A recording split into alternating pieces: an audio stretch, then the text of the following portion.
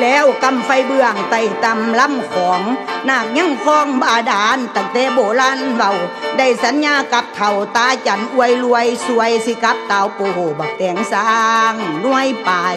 คงเขตค่ายนาคเฝ้าอยู่ดูเวียงเมื่อกำเว้นเสียงสีสิอยู่ดีมีนาตระกุลมี15พนาคาเฝ้าเวียงอยู่ตนที่หนึ่งซื้อมหาสุวรรณนาคเจ้าเฝ้าอยู่ผู้กุเลียนตนที่2ซื้อพุทโธปานาเจ้าเฝ้าอยู่หนองบัวบานตนที่3มีน้ำขานซื้อว่าบัพพลานาคตนนี้ใหญ่โตมากเพิ่นเฝ้าอยู่เวิ้นผักถูกเฝ้ามา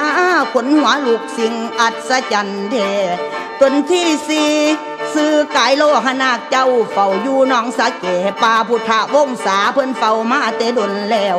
ตนที่5มีหน่วยตาเป็นแก้วซื้อเศรษฐาไสยนาคน้องพันแท้อยู่เฝ้าเป็นเจ้าดอกดังคอ